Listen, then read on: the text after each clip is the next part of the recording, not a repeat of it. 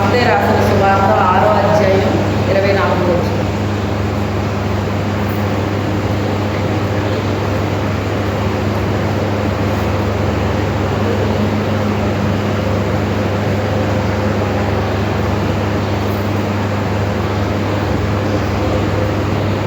ఎవడును ఇద్దరు యాజకులకు దాసుడుగా ఉండనేరడు. అతడు ఒకరిని ద్వేషించి ఒకరిని ప్రేమించు, లేదా ఒకరి పక్షముగా ఉండి ఒకరిని తృణీకరించు. మీరు దేవునికి సిరికి దాసులుగా ఉండనేరదు. అందువలన నేను మీతో చెప్పునదేమనగా, ఏమి తిందుమా ఏమి త్రాగుదుమా అని మీ ప్రాణమును గూర్చి అయినను, ఏమి ధరించుకుందుమా అని మీ దేహమును గూర్చి అయినను చింతించుకుడి. ఆహారం కంటే ప్రాణమును, వస్త్రము కంటే దేహమును గొప్పవి కావా? ఆకాశ పక్షులను చూడుడి. చాలు ప్రార్థన చేసుకుందాం. ఈ రాత్రి కాల సమయంలో మరి దేవుడు మనతో మాట్లాడాలని ప్రార్థన చేద్దాం. అదే రీతిగా మరి మీటింగ్ కూడా కష్టం రావడం జరిగింది. మరి మీరందరూ కూడా ప్రార్థన చేసినందుకు మీ అందరికీ కూడా నా హృదయపూర్వక వందనాలు. మరి ఎవరైనా ఉపవాసం ఉన్నారా లేదా? ఉపవాసం ఉన్నామని చేసుకుంటే లేదు, ప్రార్థన చేసామన్న వాళ్ళు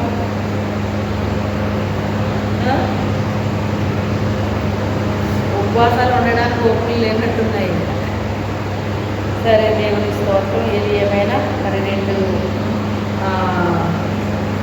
కూడికల్లో మాట్లాడడానికి దేవుడు సహాయం చేశాను. చాలా ఘనంగా ఆశీర్వాదకరంగా జరిగినాయండి. దేవుని నామానికి మహిమ కలుగును గాక. చిన్న ప్రార్థన చేసుకుందాం. ఈ రాత్రి కాల సమయంలో ప్రభువా నాతో మాట్లాడయ్యా అని ప్రార్థన చేసుకున్నాం. పరిశుద్ధుడైన తండ్రి, మహోన్నత, జీవాధిపతి, సర్వాధికారి, సర్వోన్నత, సర్వశక్తి కలిగిన తండ్రి, మీ వందనాలు స్తోత్రాలు చెల్లించుకుంటున్నాం. రాజా రక్షక, మీకే స్తోత్రాలు తండ్రి. అయ్యా అయ్యా అయ్యా నా తండ్రి, నా తండ్రి, నా తండ్రి, ఈ వాక్యంలో ఉన్న గోడమైన సంగతి, రహస్యమైన సంగతులు, మీ రాజ్య మర్మాలను తెలియజేపు నాయన. నీ సత్యవాక్యంలో సరిగా విభజించి నీ పరలోకపు జ్ఞానంతో గ్రహింపుతో నింపు నాయన. ఈ దీర్ఘాలు మరుగుపరిచి మాట్లాడుతండి, సహాయం చేయకండి. పరిశుద్ధాత్మదేవుడా మీరే కార్యము చేయండి నాయన. దైవం తండ్రి, కృపగల నాయన, మీకే స్తోత్రాలు తండ్రి. వందనాలు ప్రభు. ఆత్మ ప్రభువారు మీకు వందనాలు స్తోత్రాలు చెల్లించుకుంటున్నాం. రాజా రక్షక, మీకే స్తోత్రాలు తండ్రి. వందనాలు ప్రభు. ఆత్మ ప్రభువారు మీకు వందనాలు స్తోత్రాలు చెల్లించుకుంటున్నాం. నా దేవ, నా తండ్రి, నా తండ్రి, బైక్ శబ్దం ఎంత దూరం వినిపిస్తున్నాం, అంతకు మించిన దూరం నీ దివ్య వాక్యం బయలువెళ్ళి అందరినీ దర్శించి స్పర్శించి నీ పరిశుద్ధాత్మ కార్యం బలముగా జరిగించు నాయన. నాతో మాతో అందరితో మాట్లాడు నాయన. ప్రభా, యూట్యూబ్ ద్వారా చూచుచున్న బిడ్డలతో మీరు మాట్లాడండి నాయన. ఏ బిడ్డకి ఏది అవసరమైందో నాయన సమస్తం ఎరిగిన దేవుడు ప్రతి ఒక్క బిడ్డతో మాట్లాడుతండి. దర్శించు నాయన, స్పర్శించుతండి నాయన. ఏది అవసరమో ఏది కాదో ప్రతి బిడ్డ గుర్తెరగడానికి సహాయం చేయదండి. ఏవి ఘనమైనవో ఏవి నీచమైనవో ప్రతి బిడ్డ గుర్తెరగడానికి సహాయం చేయదండి. ప్రభా, ఏది నాయన కలిగి ఉండాలో ఏది నాయన విసర్జించాలో ప్రతి బిడ్డకి నాయన తెలిసేటట్టుగా సహాయం చేయదండి. పరిశుద్ధాత్మదేవుడా మీరే కార్యం చేయండి. దయగల తండ్రి, కృపగల నాయన, మీకే స్తోత్రాలు చెల్లించుకుంటూ యేసు అతి పరిశుద్ధ నామములో వేడుకుంటున్నాం తండ్రి. ఆమేన్. హల్లెలూయా.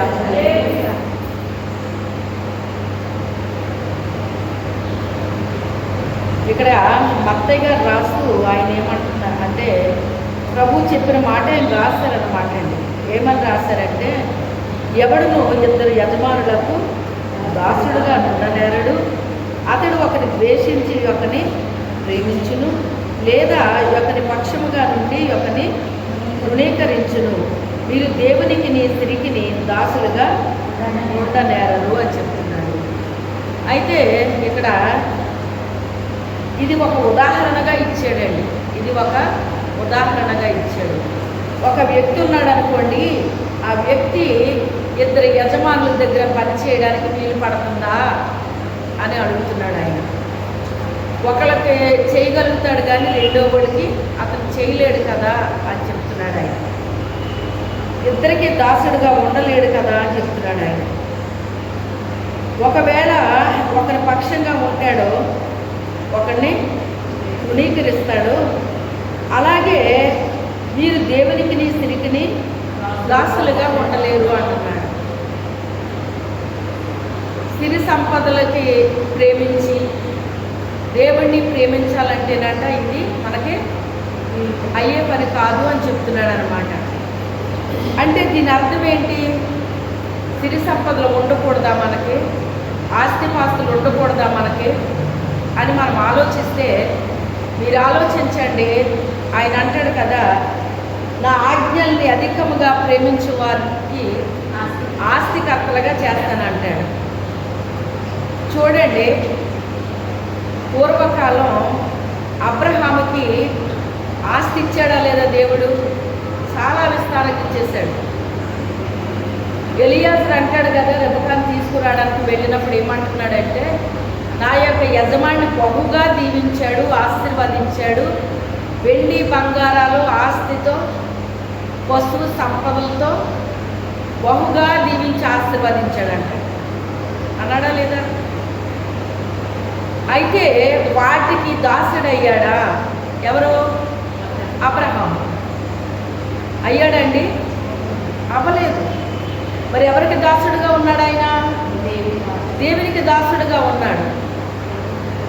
సిరికి దేవునికి మనం దాసులుగా ఉండలేమండి. అంటే దీని అర్థం ఏంటి అంటే, దేవుని కంటే ఎక్కువగా సిరి సంపదలను అతను ప్రేమించలేదండి, ప్రేమించలేదు. దేవుణ్ణి ఎక్కువ ప్రేమించాడు. దేవుణ్ణి ఎక్కువ ప్రేమించాడని మనకు ఎలాగ అర్థమవుతుంది? అబ్రహామా, నీకు కొడుకుని ఇస్తానన్నాడు. ఇస్తానని ఎన్ని సంవత్సరాలు వెయిటింగ్లో ఉంచాడండి? 24 సంవత్సరాలు ఉంచాడు. 24 సంవత్సరాలు ఉంచాడు. ఉంచి కొడుకుని ఇచ్చాడండి. ఇస్తే ఏ తండ్రి అయినా 24 సంవత్సరం వెయిటింగ్లో ఉండి 25వ సంవత్సరంలో కొడుకుని పొందుకున్నాడంటే ఎంత ప్రేమ ఉంటుందండి ఆ బిడ్డ మీద? వివాహమైన వెంటనే బిడ్డలు పుట్టేశారనుకోండి, వాళ్ళ ప్రేమ వేరుగా ఉంటుంది. చాలా సంవత్సరం పిల్లలు లేకుండా పుట్టారనుకోండి, వాళ్ళ ప్రేమ ఎలా ఉంటుంది? చాలా. ఇక వీడు నా ప్రాణం అండి అంటారు. ఏమంటారు? వీడు నా ప్రాణం అండి, వీడు లేకపోతే నేను ఉండలేనండి, దేవుడు నాకు లేక లేక ఇచ్చాడండి అంటారా? అన్నారు. ఇస్సాకు పాలు విడిచినప్పుడు అంట గొప్ప విందు చేసేనని ఉంటుంది వాక్యంలో. అలాగే చాలా ప్రేమగా చూసుకుంటున్నారండి ఇస్సాకుని. దేవుడు టెస్ట్ పెట్టేశాడు. ఏంటి? కొడుకుని ఇస్తానని ఇస్తే ఎంత ప్రేమ ఎక్కువైపోయిందండి కొడుకు మీద. ఇంతకీ నా మీద ప్రేమ తగ్గిందా, కొడుకు మీద ప్రేమ పెరిగిందా? ఒక్కసారి అబ్రహాముని టెస్ట్ చేద్దామని టెస్ట్ చేశాడండి దేవుడు. మనల్ని కూడా టెస్ట్ చేస్తాడండి. ఏమీ లేనప్పుడు టెస్ట్ చేస్తాడో అన్నీ ఇచ్చి కూడా టెస్ట్ చేస్తాడు మనల్ని. ఇచ్చిన తర్వాత పరీక్ష పెట్టాడు. ఆ పరీక్షలో గెలిచాడా లేదా? ఏ పరీక్ష పెట్టాడు? నీ కొడుకుని నాకు బలిగా అర్పించాలి. లేచి నేను చూపించే పర్వతం దగ్గరికి రా, నీ కొడుకుని నాకు బలిగా అర్పించు అన్నాడు. అదేంటి ప్రభువా, నువ్వు లేక లేక ఇచ్చావు, నాకు ఇన్ని సంవత్సరాలకి ఇచ్చావు, నాకేమైనా ముద్దు ముచ్చట తీరిందా ఈ పిల్లోడి వల్ల, ఇన్ని ఇచ్చేయమంటావేంటి అని అడిగాడండి దేవుణ్ణి. అడగలేదు. ఎందుకు అడగలేదో తెలుసా? అతను విశ్వాసులకు తండ్రి అని పేరు. ఎవరికి? అబ్రహాముకి. విశ్వాసులకు తండ్రి అని ఎలాగవుతాడు అంటే, అతనికి అంత విశ్వాసం ఉండాలి. అందరికీ ఉన్నంత విశ్వాసం ఉంటే విశ్వాసులకి తండ్రి అవడం. అవునా కాదా? ఇప్పుడు నేను ఎంత విశ్వాసం కలిగి ఉన్నానో దాన్ని బట్టి మీకు నేను బోధిస్తాను. అవునా కాదా? ఆ విశ్వాస పరీక్షలో నేను గెలిస్తేనే ఆ విశ్వాసానికి మిమ్మల్ని తీసుకెళ్ళగలుగుతాను. నేను ఇలా ఉండండి, దేవుని యందు విశ్వాసం కలిగి ఉండండి అని చెప్తాను. దేవుడు నన్ను పరీక్షించినప్పుడు ఆ పరీక్షలో నేను కూడా ఏమవ్వాలి? గెలవాలండి. విశ్వాసులకి తండ్రి ఎలాగయ్యాడు ఆయన? దేవుడు నాకు కొడుకునిస్తానన్నాడు, అతని ద్వారా విస్తారమైన సంతానాన్ని ఇస్తానన్నాడు, ఇసుక రేణువులంత సంతానాన్ని ఇస్తానన్నాడు, ఆకాశ నక్షత్రాలంత సంతానాన్ని ఇస్తానన్నాడు. మాట ఇచ్చిన దేవుడు సర్వశక్తి కలిగిన దేవుడు ఆయన. నాకు మాట ఇచ్చి ఎందుకు ఇస్సాకుని తీసుకుంటాడు ఆయన అని అతను ఆలోచన చేశాడట. దేవుడు ఒక మాట మనతో మాట్లాడినప్పుడు మనం ఏం చెయ్యాలి? మనల్ని పరీక్షించినప్పుడు, ముఖ్యంగా మనల్ని పరీక్షించినప్పుడు, నాకు కొడుకుని అని ఏమన్నా అడిగాడు ఆయన? నాకు బిడ్డల్ని అని ఏమన్నా అడిగాడు ఆయన? అడగలేదు. కానీ ఇస్తానని చెప్పాడు ఆయన. ఇస్తానన్నాడు, చాలా వెయిటింగ్లో పెట్టాడు, ఇచ్చాడు. ఇప్పుడు మళ్ళీ కొడుకునిచ్చే అంటున్నాడు. ఆ మాత్రం దానికి ఎందుకు ఇచ్చావు ప్రభువా నాకెక్క అంటారనరా? కానీ అలా అనలేదు అబ్రహాం. వాక్యము మనకెందుకు చెప్పబడుతుంది అంటే, ఆ మాస్టర్ పాఠాలు ఎందుకు చెప్తాడు మనకి? వినేసి ఓ చెబుతా, వినేసి ఓ చెబుతా వదిలేయడానికి చెప్పడు ఆయన. ఆ పాఠాలు మనం శ్రద్ధగా వినాలి. పరీక్షలు పెట్టినప్పుడు మనము రాయాలి. మొదట యూనిట్ టెస్ట్ పెడతారు 25 మార్కులకి, అర్ధ సంవత్సరానికి క్వార్టర్లీ పెడతారు, ఇలాగ హాఫ్ ఇయర్లీ పెడతారు. ఫైనల్ పరీక్ష 100 మార్కులకు పెడతారు. పాస్ ఓ ఫెయిల్ అప్పుడు చెప్పేస్తారు. సంవత్సరానికి 4 యూనిట్ టెస్టులు పెడతారండి. ఎలా చదువుతున్నారు వీళ్ళు, మేము చెప్పిన పాఠాలు ఎంతవరకు వీళ్ళు వింటున్నారో, ఎంతవరకు వీళ్ళకి అర్థమవుతుంది, ఎంతవరకు గుర్తుంటుంది అని మధ్య మధ్యలో చిన్న చిన్న పరీక్షలు పెడతారండి. తర్వాత పెద్ద పరీక్ష వస్తుంది, లాస్ట్ని పెద్ద పరీక్ష వస్తుంది. ఇప్పుడు ఈ పరీక్షకి ఫైనల్ పరీక్ష. ఆల్రెడీ కొన్ని పరీక్షలు అయిపోయినాయి అతని లైఫ్లో. వాళ్ళ ప్రయాణం చేస్తూనే ఉన్నారు, పరీక్షలు జరుగుతూనే ఉన్నాయి. శారాన్ని తీసుకెళ్ళిపోలేదా వాళ్ళు? అయినా అతను భయపడ్డా? భయపడ్డా. ప్రార్థన చేశాడు. ఇద్దరు ప్రార్థన చేసుకున్నారు. ఆవిడ అక్కడ చేసింది, ఈయన ఎక్కడ చేశాడు. ఆ రాత్రి దర్శనం ఇచ్చేశాడు దేవుడు ఆ రాజుకి. ఆమెను పంపించడం కాదు, వెండి బంగారాలు ఇచ్చేశాడు. మళ్ళీ దాసీలు ఇచ్చి, బాబు మా ఊరి నుంచి మీరు వెళ్ళండి బాబు, ఈమె నీ భార్య అని ఎందుకు చెప్పలేదు? గొప్ప కీడు మా మీదకి వచ్చేసాను కదా, నా కుటుంబం మీదకి వచ్చేసాను కదా, ఎందుకు నువ్వు ఎలా చేసావని చెప్పేసి అన్నాడు అనమాట. ఇంతకే ఆ కీడు కనుక దేవుడు ఏం పెట్టాడు? మేలు పెట్టాడండి. ఆస్తి ఐశ్వర్యంతో పంపించాడు ఆమెని. ఆ రీతిగా కొన్ని పరీక్షలు వాళ్ళు అనుభవిస్తూ వచ్చారండి. ఇప్పుడు ఫైనల్ పరీక్షకు వచ్చేసాడు. అది ఇంకా ఇలాంటి పరీక్ష కాదండి. ఇంకా అల్లారి ముద్దుగా పెంచుకుంటే నా కొడుకుని అడిగితే ఎవరిచ్చేస్తారు చెప్పండి? దహన బలి అంటే కాల్చేయాలన్నమాట, బ్రతికుండగా కాల్చేయాలి. సతీ సహగమనం అనివ్వరు కదా. అది మొత్తం మీద క్యాన్సిల్ అయిపోయింది అనుకోండి దేవుని కృప వల్ల. అలాగే దహనం చెయ్యాలన్నమాట, ఒక బలి పశువుని దహనం చేసినట్టు చెయ్యాలండి. కానీ అబ్రహాము అసలు ఎంత అంటే చీమ తలకాయని కూడా భయపడలేదు. ఎందుకు భయపడలేదు? వాక్యం వింటమే కాదండి, అది అర్థం అవ్వాలి. మనం వినేస్తే అది మన బుర్రలోకి వెళ్ళిపోయి అలా అయిపోదండి. ఆ వాక్యాన్ని ఏం చెయ్యాలి? వినాలి, చదవాలి. చదువు రాకపోతే దాన్ని విన్నదాన్ని ఏం చేయాలి? ధ్యానించాలి. ఈ ధ్యానించటంలో మనలో జీర్ణం అయిపోద్ది. మనలో ఎప్పుడైతే జీర్ణం అయిపోయిందో మన విశ్వాసం పెరుగుతూ ఉంటుంది.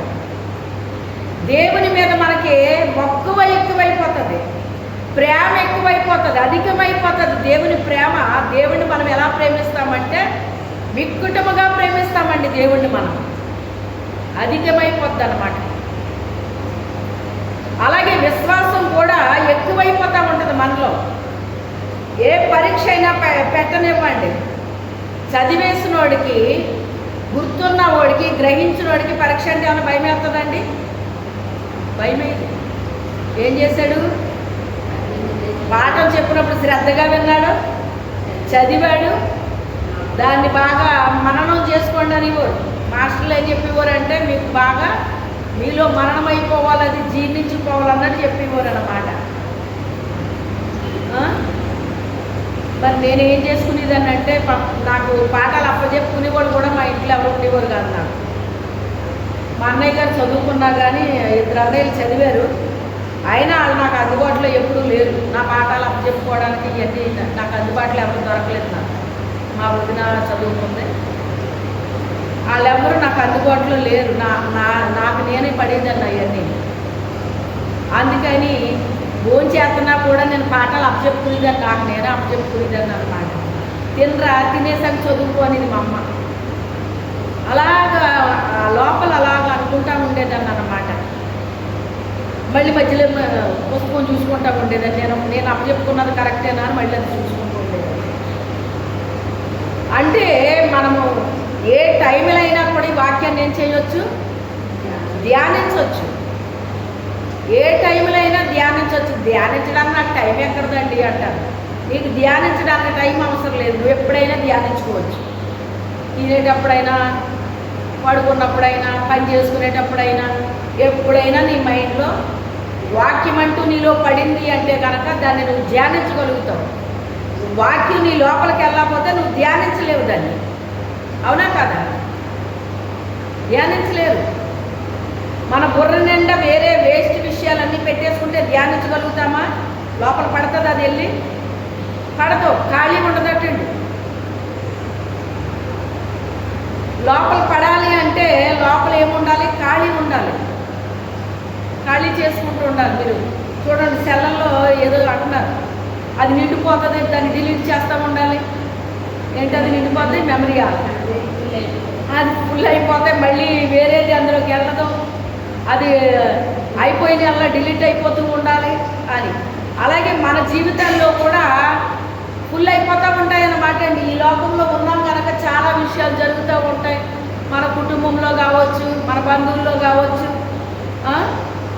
ఇలాగ స్నేహితులు కావచ్చు, అవి కలిపి అన్నీ అక్కడ నిండిపోతాయి. ఇంకా మరి దేవుని వాక్యానికి ఖాళీ ఎక్కడ ఉంటుంది? ఇంకా ఉంటుందా? అందుకే వాటిని ఏం చేయాలి? అవసరమైన దాన్ని బుర్రలో పెట్టుకోవాలి, అనవసరమైన దాన్ని డిలీట్ చేసి పడేయాలి. నీకు చేత కాకపోతే ఏం చేయాలి? ప్రభు అవసరమైంది మాత్రమే నా మైండ్లో ఉంచి, అనవసరమైంది డిలీట్ చేసి పడేయని చెప్పి దొరుకుతుంది. కొన్ని మనం మర్చిపోలేమండి, విడిచిపెట్టలేము. అంత ఒత్తిడి చేస్తుంది మన మైండ్ మీద. తెలుసా మీకు? ఒక్కొక్క విషయానికి చాలా పవర్ ఉంటుంది. అది బాగా ఒత్తిడి చేస్తూ ఉంటుంది అన్నమాట మనకి. అది నిజంగా మనకు అనవసరమైతే కనుక, ప్రభు దీన్ని నేను మర్చిపోలేకపోతున్నాను, లేకపోతే దీన్ని విడిచిపెట్టలేకపోతున్నాను అయ్యా, ఇది పదే పదే నాకు గుర్తొస్తుంది, నేనేం చేయలేకపోతున్నాను ప్రభు, ఇది నా మైండ్లో నుంచి, ఇది అనవసరమైతే డిలీట్ చేయి ప్రభు అని చెప్పేసి దేవుడితో చెప్తే ఆయన డిలీట్ చేస్తానండి. నేను కొన్ని విషయాలు అలాగే జరిగినాయి నా జీవితంలో. చాలా బలంగా మన మీద పనిచేస్తూ ఉంటాయి అన్నమాట కొన్ని. అది అవసరమైతే పర్వాలేదు, అనవసరమైతే అయితే కనుక వేస్ట్ అనమాట. వేస్ట్ ఎప్పుడు కూడా డిలీట్ అయిపోతూ ఉండాలి మన బుర్రలో నుంచి.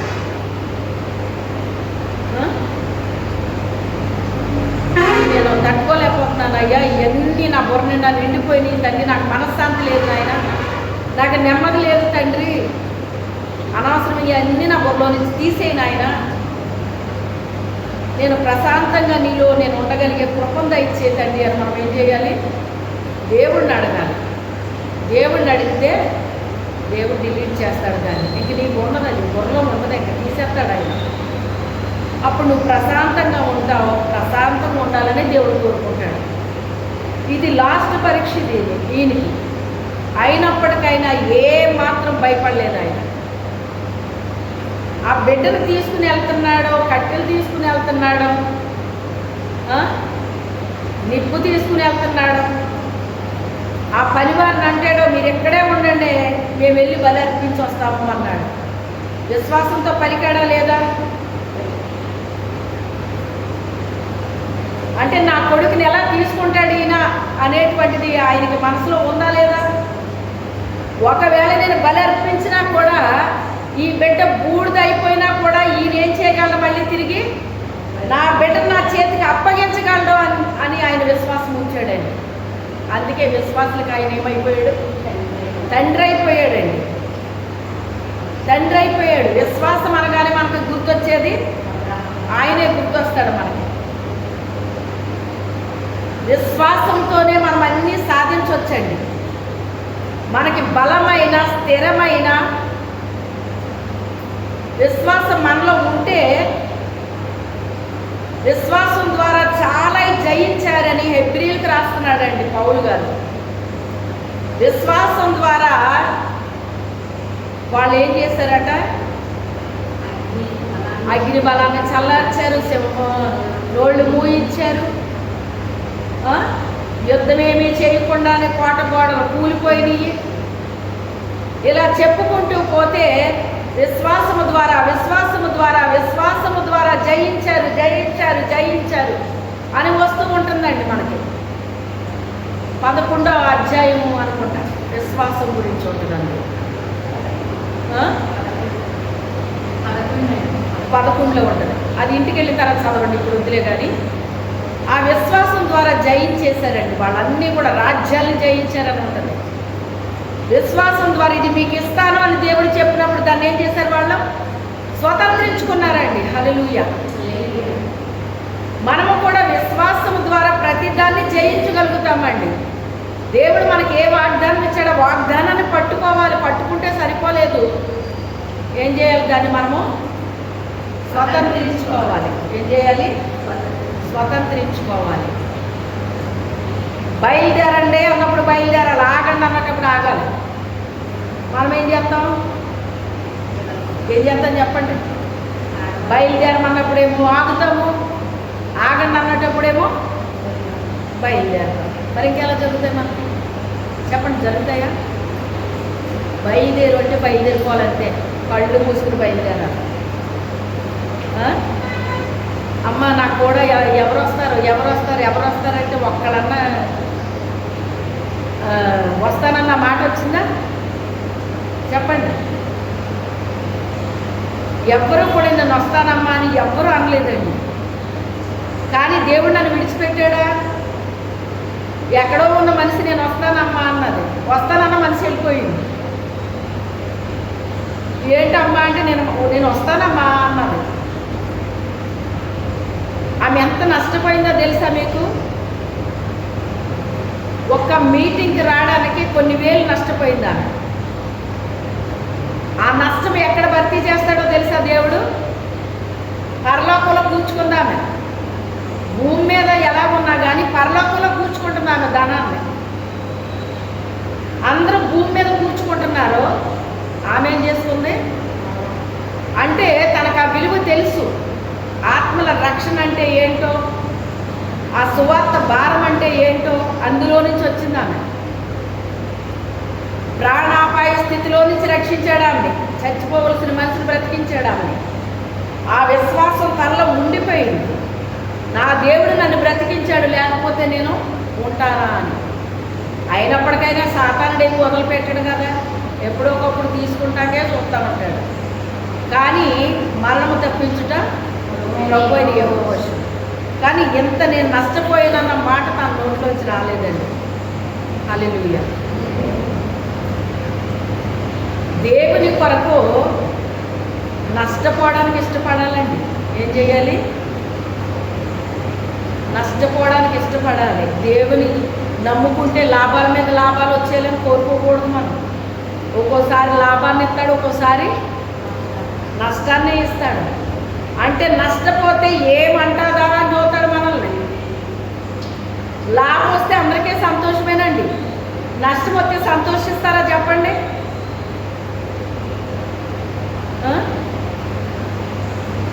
అయినా నాకేం పర్వాలేదు అన్నట్టుగా మాట్లాడింది తను. నష్టం వచ్చిందండి. నష్టం వచ్చినా నాకు నష్టం వచ్చిందన్న మాట నా నోట్లోంచి రాలేదు. ఆమె పరలోకంలో సమకూర్చుకుంటుందని నాకు అనిపించింది అనమాట. ఎక్కడ? పరలోకంలో సమకూర్చుకుంటుంది. దేవుని నిమిత్తం మనం నష్టపోతేనండి అది గొప్ప భాగ్యం అండి. అది మోషే ఏమంటాడు? దేవుని యొక్క ప్రజలతో నాకు నిందే గొప్ప భాగ్యం అంటున్నాడు. దేవుని ప్రజలకి వెళ్తే నిందలే వస్తాయి, అయినా నాకేం పర్వాలేదు, అదే నాకు గొప్ప భాగ్యం. ఐగుప్తు భోగభాగ్యం ఉందండి, అతను రాజకుమారులా పెరగచ్చు, కానీ రాజకుమారులా పెరగడానికి ఇష్టపడ్డాడు ఆయన. దేవుని ప్రజలతో నిందే గొప్ప భాగ్యం అన్నాడు. ఎందుకు కోరుకున్నాడు ఆయన? ఇది శాశ్వతమైనది కాదు. ఏది? ఇది శాశ్వతమైనది కాదు, పరలోకంలో ఉన్నది శాశ్వతమైంది అని ఆ కనపడనే దేవుని రాజ్యము కొరకు ఆయన ఏం చేస్తున్నాడు? ఎదురు చూస్తున్నాడు అంటండి. దేవుని రాజ్యం కొరకు ఎదురు చూస్తున్నాడు. భూమి మీద మనకి ఎంత ఉన్నా భూమి మీదే ఉంటుంది అది. అయితే ఎందుకు మనకి ఇచ్చాడంటే అనుభవించమని ఇచ్చాడు. మనకి ఇల్లు వాకులు ఎందుకు ఇచ్చాడు? అందులో ఉండమని ఇచ్చాడు. దేవుడి కంటే ఎక్కువ ప్రేమించమని ఇవ్వలేదు మనకు. అది వేరే వేరే ఎందుకు ఇచ్చాడు? మనకు అవసరమని ఇచ్చాడు. దాన్ని ప్రేమించమని ఇవ్వలేదు. ప్రేమించడం అంటే దేవుని కంటే ఎక్కువ ప్రేమించమని చెప్పలేదు దేవుడు. అది దేవుని కంటే ఏది మన జీవితంలో ఎక్కువగా మనం ప్రేమించకూడదు. ప్రేమిస్తే తీసేస్తాడు దాన్ని ఆయన. తెలుసా? దేన్ని మనం అధికంగా ప్రేమించామో దాన్ని మన దగ్గర నుంచి తీసేస్తాడండి ఆయన.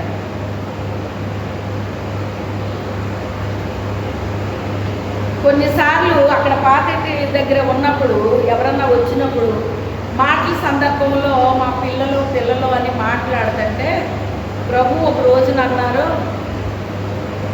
ఏంటి పిల్లలని మాట్లాడుతున్నా, వాళ్ళని దూరం చేస్తాను జాగ్రత్త అన్నాడు దేవుడు. వద్దులే ప్రభు మాట్లాడినాను. ఎప్పుడైనా వాక్యంలో అయినా ఎప్పుడైనా సమయాన్ని బట్టి సందర్భాన్ని బట్టి వస్తాను తప్ప కావాలని మాట్లాడినాను. తెలుసా? టెస్ట్ చేసేస్తాడండి ఆయన. ఆయన విశ్వాసులకు తండ్రి ఎలాగైపోయాడు అంటే, నాకు వాగ్దానం చేసిన దేవుడు, సర్వశక్తి కలిగిన దేవుడు, నా బిడ్డ ద్వారా మరి విస్తారమైన పిల్లల్ని ఇస్తానని చెప్పిన ఆయన నా కొడుకుని ఎందుకు తీసుకుంటాడు? ఒకవేళ ఆయన బూడిదైపోయినా కూడా బూడిదని కూడా ఆయన ఏం చేయగలదో మరలా నా కొడుకుని నాకు తిరిగి ఆయన ఇవ్వగలిగిన శక్తిమంతుడు అని విశ్వాసం ఉంచాడండి.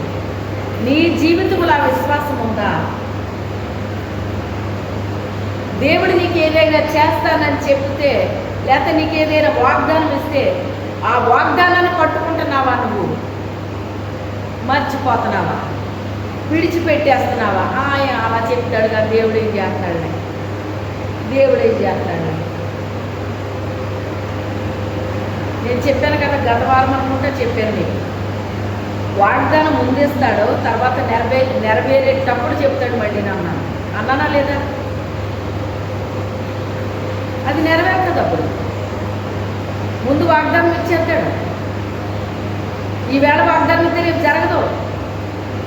దాని టైం వచ్చినప్పుడు చెప్తాడు, ఇదిగో నీకు పలానా టైంలో వాగ్దానం ఇచ్చాను కదా, నీ కొడుకుని ఇస్తాను కదా, వచ్చే సంవత్సరం నీకు ఒకటిలో కుమారుడు ఉంటాడు అన్నాడు. మరి ఉన్నాడా లేదా? అలాగే దగ్గరికి వచ్చినప్పుడు చెప్తాడు మళ్ళీ, ఇంకా అప్పుడు అయిపోతుంది. అప్పుడు మనం ఎదురు చూడబేక. ఎందుకంటే ఈ లోపల చాలా నిందలు, చాలా అవమానాలు, చాలా ఎగతాళీలు ఎన్నో అనుభవించేస్తామన్నమాట. ఇంక ఎలాగైపోతామంటే ఓపికలు ఎక్కడ అయిపోతాం. ఏ ఓపిక? దేవుడు ఇస్తానన్నది పొందుకుంటామనే ఓపిక ఉండదు. ఇంకా అర్థమైందా? యవన ప్రాయంలో బిడ్డని ఇస్తే వాళ్ళు ఎంత బాగా ఆ పిల్లోడిని చూసుకునేవాళ్ళు, వృద్ధాప్యంలో ఆ పిల్లోడిని ఏమైనా ఎత్తుకోగలరా అని చెప్పండి, ఆ పిల్లోడిని ఏమైనా చేయగలరా చెప్పండి. కానీ ఈ రోజున పిల్లలు లేని వాళ్ళకి ఇప్పుడు వాళ్ళు ఏమయ్యారు? అప్పుడు అబ్రహాముకి ఇవ్వలేదా, శారాకి ఇవ్వలేదా, ఇప్పుడు నీకు ఇస్తాడమ్మా అంటే అవును కదా అని ఇప్పుడు విశ్వాసం ఉంచుతున్నారా లేదా, పొందుకుంటున్నారా లేదా? మరి ఇప్పుడు వాళ్ళు ఏమయ్యారు? వీళ్ళకి మాదిరి అయ్యారు. ఏమయ్యారు? మాదిరి అయ్యారు.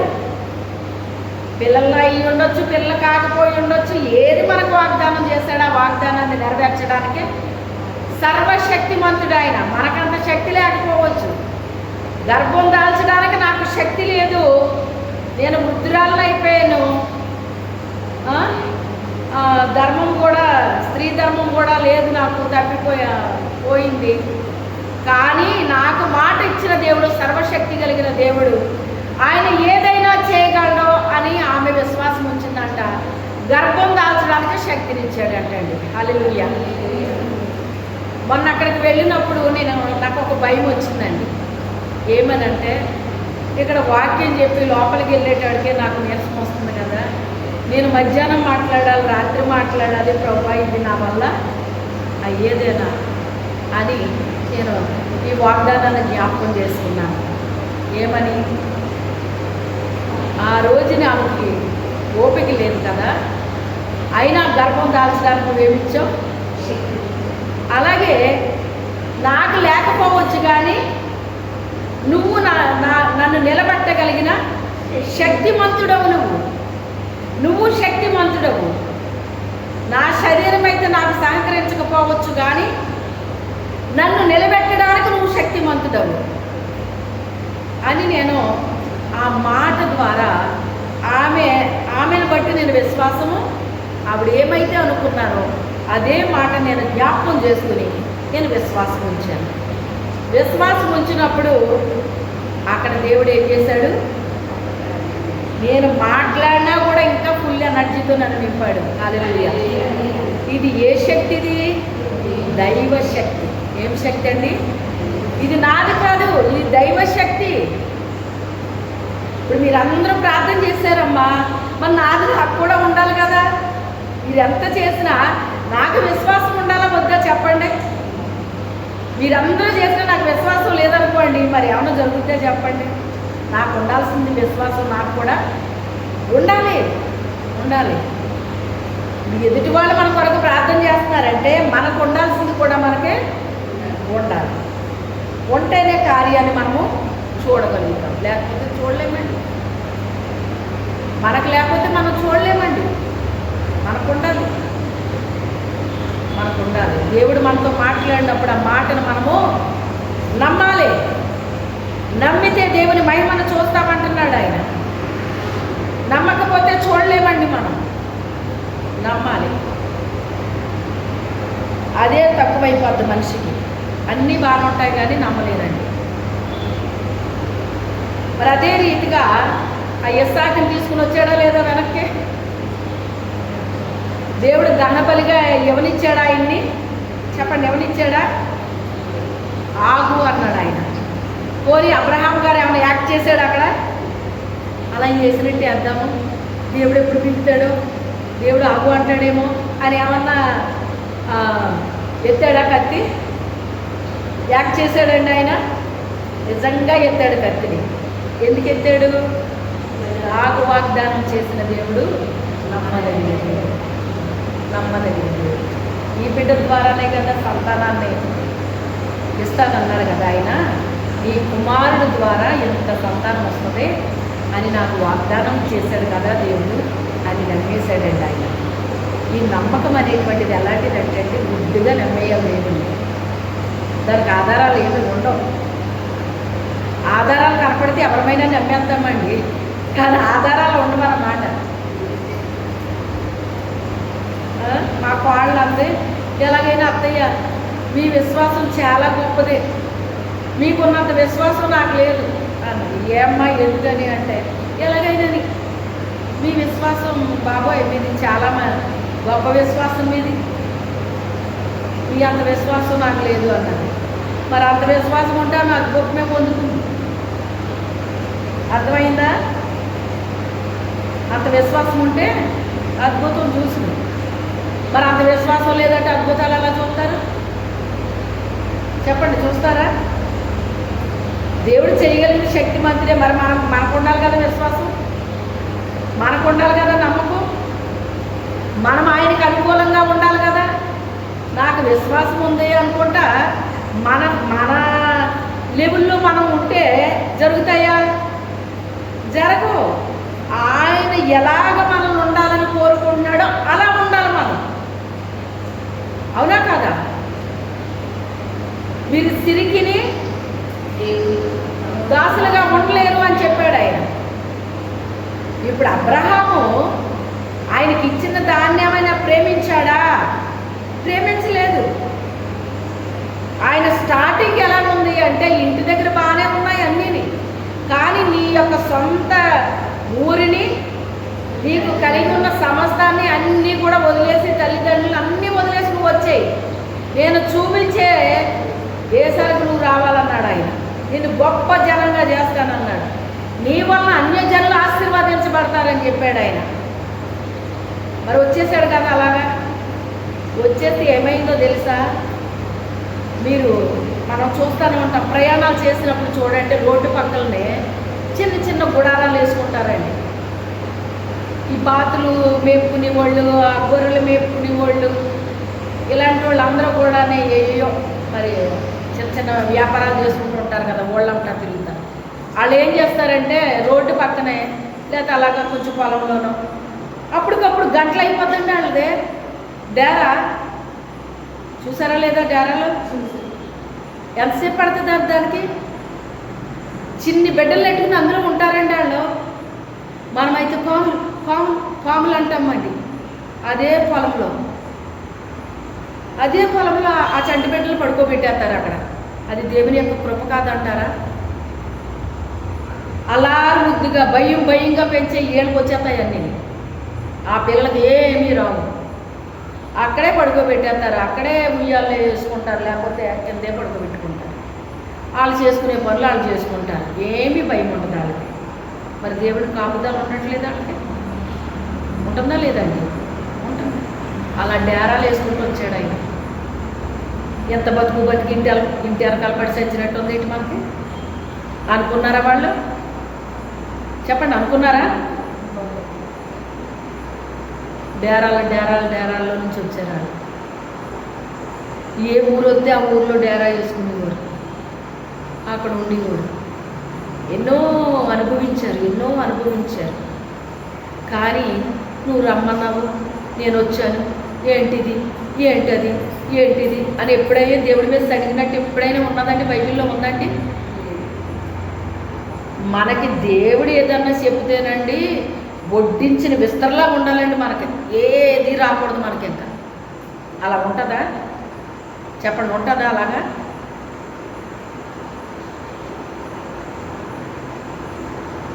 ఆయన మనల్ని ఎందుకు పిలిచాడు అది వెంటనే జరిగిపోదు. అక్కడ చాలా టైం తీసుకుంటుంది, చాలా పరీక్షలు గుండా వెళ్ళాల్సి ఉంటుంది. అంతే తప్ప మనకి ఆయన పిలిచాడు అంటే వడ్డించిన విస్తరలా పెట్టాడు అక్కడ. ఆ డేరాల కింద ఉండి అలా ఊరు వెళుతూ, మా ఊరిలో మీరు ఉండొద్దు అంటే అక్కడి నుంచి పోయి ఎన్ని అనుభవించారండి వాళ్ళు. ఫైనల్గా దేవుడు ఏం చేశాడు? వాళ్ళన్ని అనుభవిస్తే 300 పనివారు ఉన్నారంటండి తన దగ్గర. ఉన్న పిల్లోడు ఒక్కడే, కానీ 300 పనివారు వచ్చారటండి. ఊరి నిండా అల్లిళ్ళేనట్టండి. ఆ ఊరి పేరే ఊరు. ఆ ఊరి నిండా అబ్రహాం ఇళ్ళేనట్టండి. ఎన్ని ఇళ్ళని తిరుగుతాడు చెప్పండి?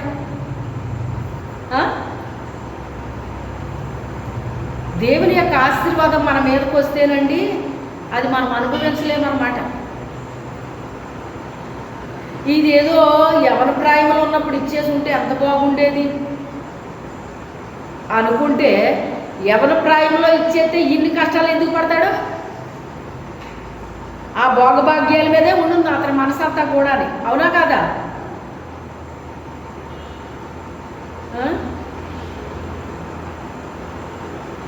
నేను చిన్న వయసు నుంచి సువార్త ప్రకటించడం ప్రారంభించానంటే చప్పట్లు కొట్టండి అని చప్పట్లు కొట్టారన్నమాట వాళ్ళు. అంటే వాళ్ళకి అది ఎలాగుంది? అసలు అంత చిన్న వయసులో ఎలాగ ఈవిడ ప్రకటించాను, ఎలా ప్రకటించాను? నా గుండెల నిండా దేవుడు నింపుకున్నాను. నేను వేరే ఏ నింపుకోలేదు ఈ గుండెల్లోని. అప్పుడైనా ఇప్పుడైనా ఎప్పుడైనా నా గుండెల్లో దేవుడే నింపుకుంటాను. అందుకే నాకు కష్టం కూడా కష్టంలాగా అనిపించదండి. చూసే వాళ్ళందరికీ నన్ను చూస్తే అమ్మో ఇలాగా, అమ్మో అలాగా, అది ఇది అని అనిపిస్తూ ఉంటుంది. కానీ నా గుండెల నిండా ఎవరు నింపుకున్నాను? నేను నా దేవుడు నింపుకున్నాను. నా దేవుడు విడిచిపెడతాడండి? దేవుడు విడిచిపెడతాడా చెప్పండి? గుండెల్లోనే ఆయనకి స్థలం ఇచ్చేస్తే ఇంకా ఆయన ఎక్కడికి వెళ్తాడండి? నేనే ఒక మందిరం అయిపోయాను ఆయనకి.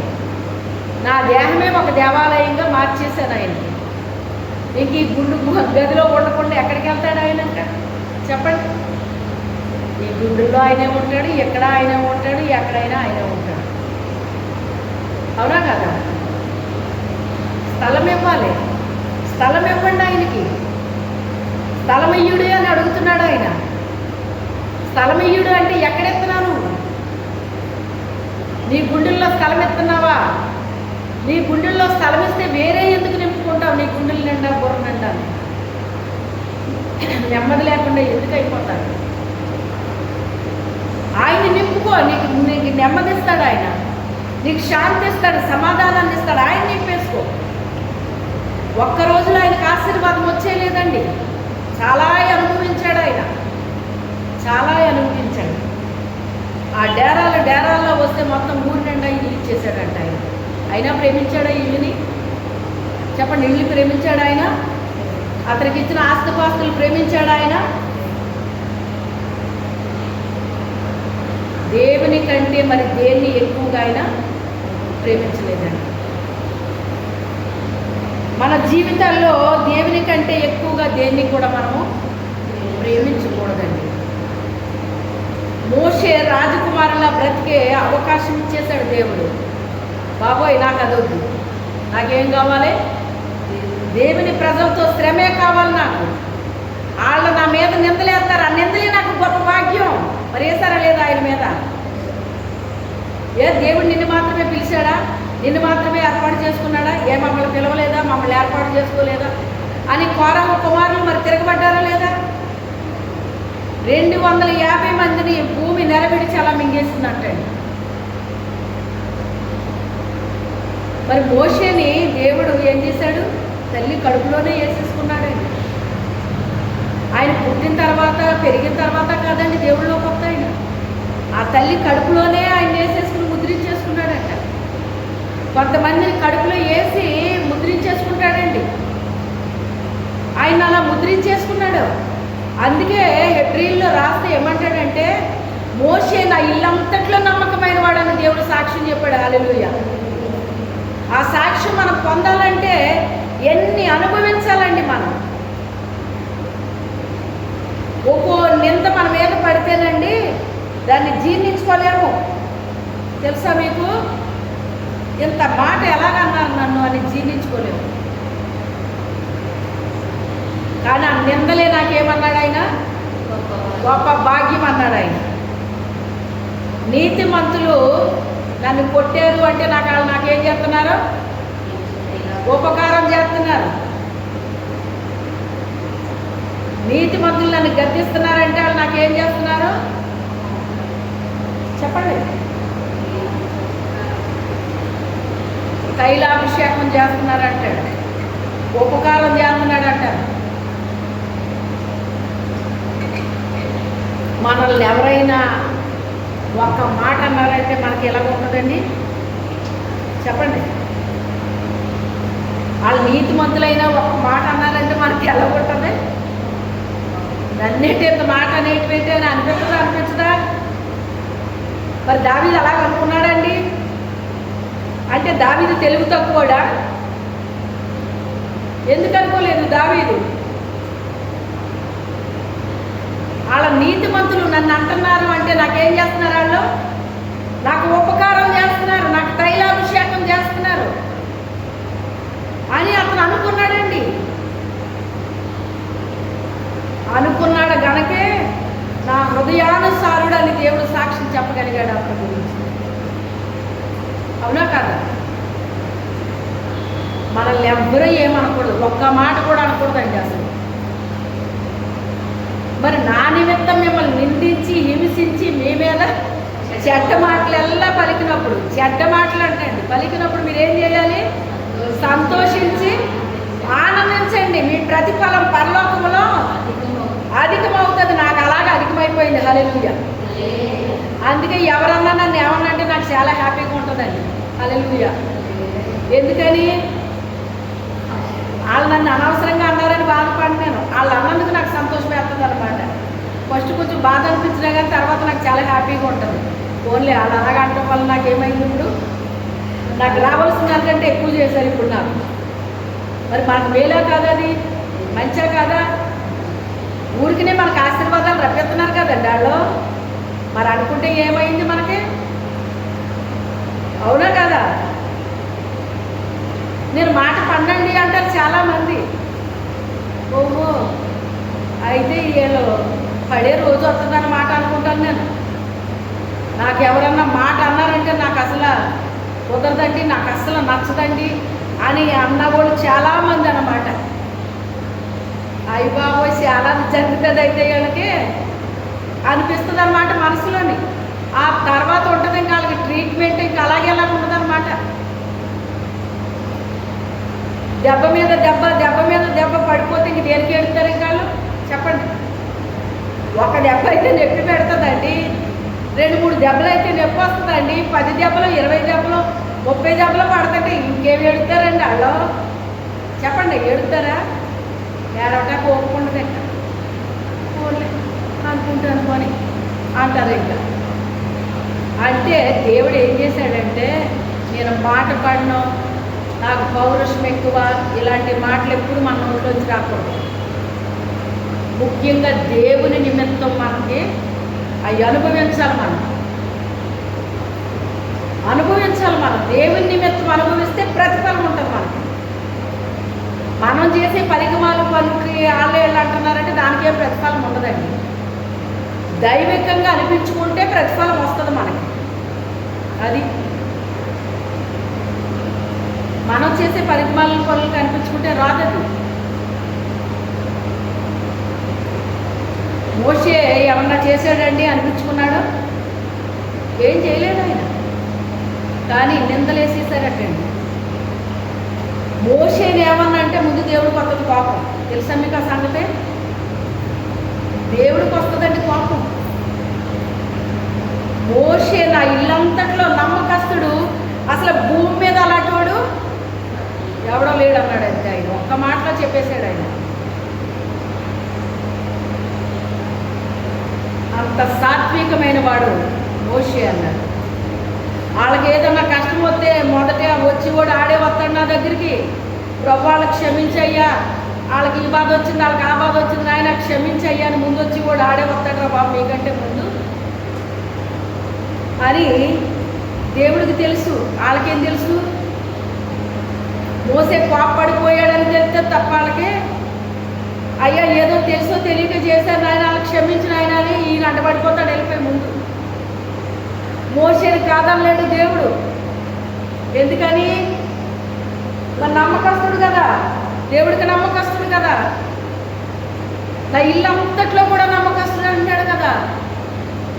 అలాంటి వాడిని ఏమంటాడు? ఇంకా ఆయన కాదనలేడు, ఆయన మాట కాదనలేడు.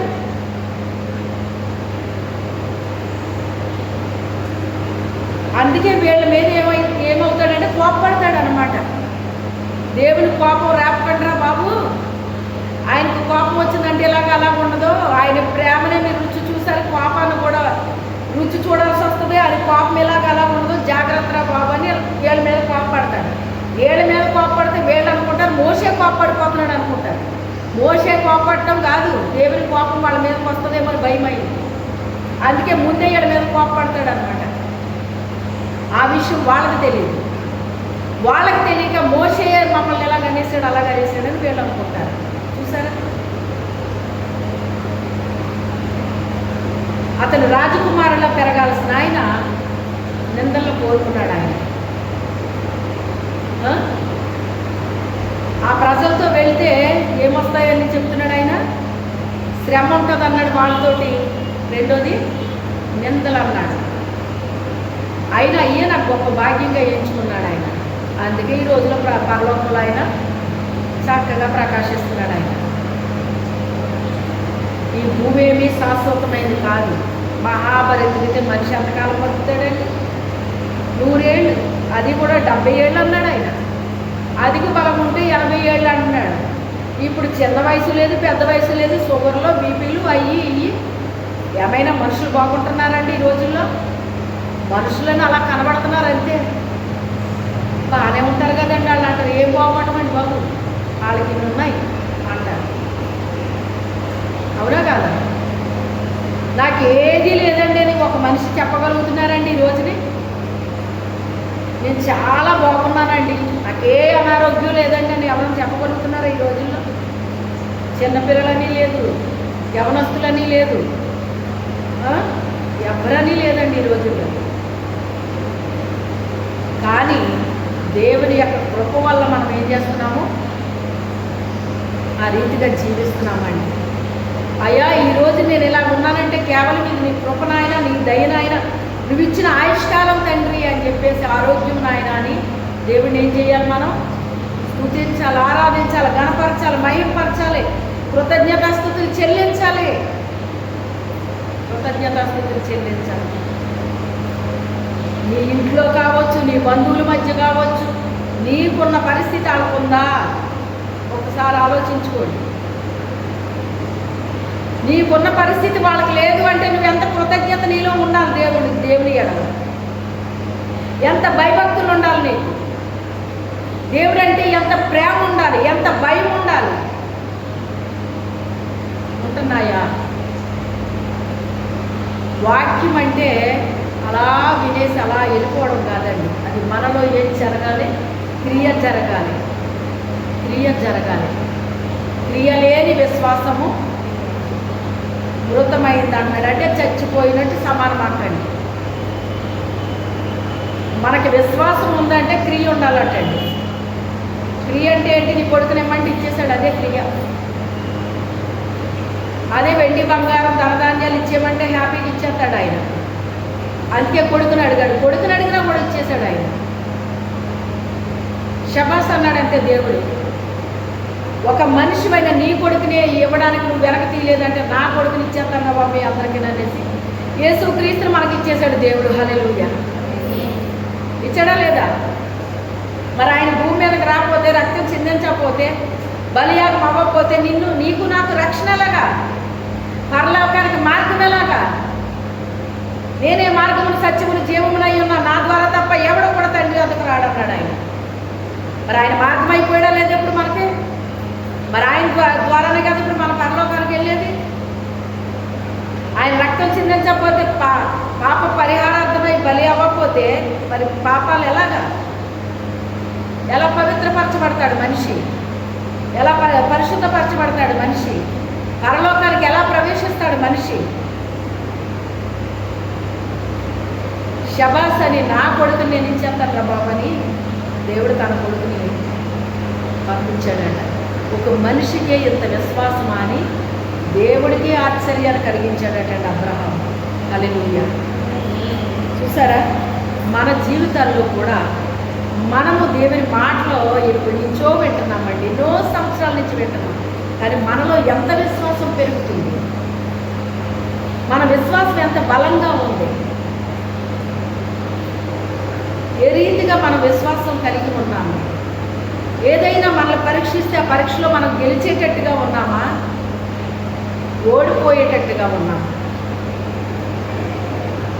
ఆయన గెలిచాడు కనుక అనేక మందికి మాదిరి అయ్యాడు.